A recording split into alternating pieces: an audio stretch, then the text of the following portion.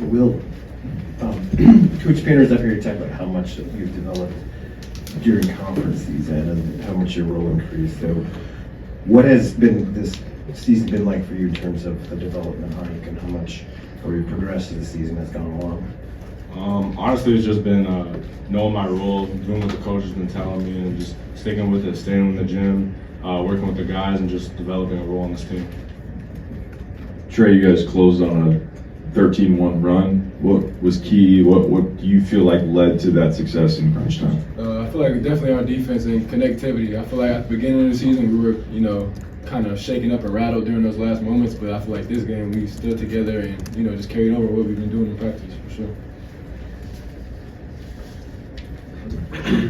Yes, for both of you, February obviously was tough. This team is kind of built with the idea of March. What did you guys learn in that month when things were tough that you feel like you're able to carry over to close out a game like this and as you head in the postseason?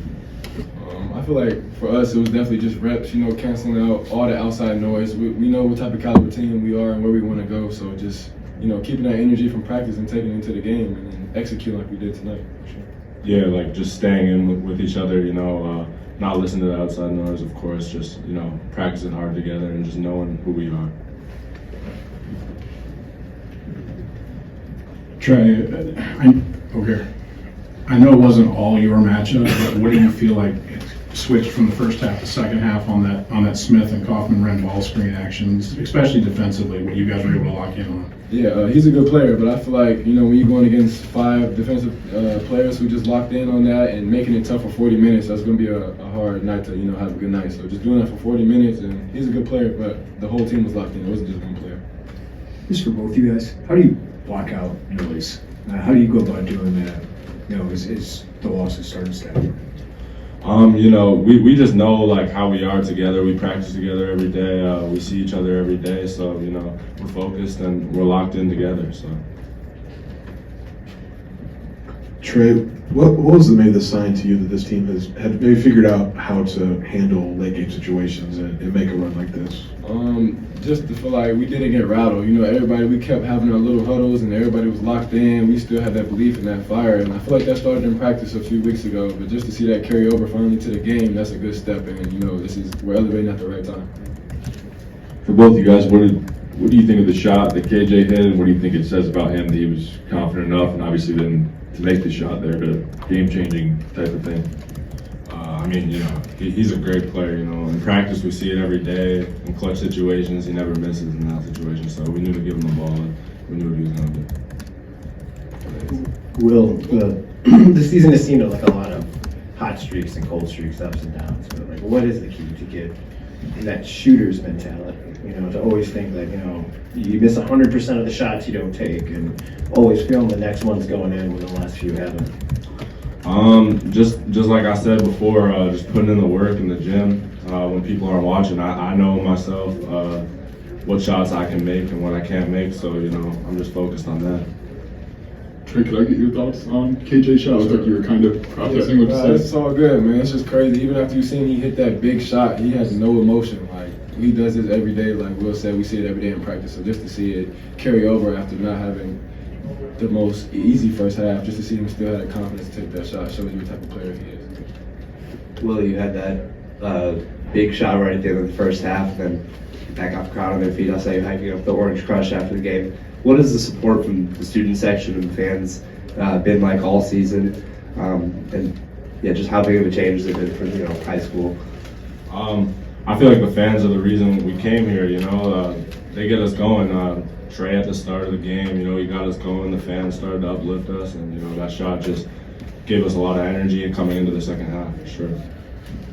Trey, I don't want to keep going back to the same point, but just this team's ability to close, like, what did it take to get there? Was it just a matter of playing out a season and getting through like a tough January and February, or kind of what do you think got you there? Yeah, I feel like it's just reps, honestly. I know we're a new group of guys and it takes time, but like I said, just getting reps and getting more confident with each other. We're communicating more. I feel like just everything is just elevating at the right time for us. And tonight we stayed together and it showed. Trey, been in the postseason before. How important was it for you guys to finish the season with some momentum heading into the postseason? Just what What do you think you guys have found? Like, what kind of team are you guys in? For sure. We can't get content right now. This was a great win, but there's still so much more basketball, and that's where we want to be, you know, playing one of the last teams at the end of this. So we can't get content. Just doing what we do. Like I've been saying all year, I feel like it's never us versus another team. It's always us versus us, trying to stay on our principles, and we did that tonight. Well, obviously, Trey's had a really big impact since he's been probably not sick. What has he brought to you guys now that he's fully back in this rotation? I mean, Trey's just a glue guy for sure. I mean, you could look at it. He missed 2 shots. Damn. But he's our guy. You know, we trust him in everything. He does everything. He rebounds. He gets to the bucket. You know, he's just a great player all around. For both of you, yesterday Ben kind of talked just about the possibilities of March, where anything can happen. I mean, I guess now that the postseason is the next step, just what do you kind of think about where this team is, where it can go? You know, we're obviously a young group, so you know we started off very slow, but you know, I'd say within the last part of the season we're growing a lot, so we have a lot of we're peaking right at the right time, I'd say, you know, so it's been good.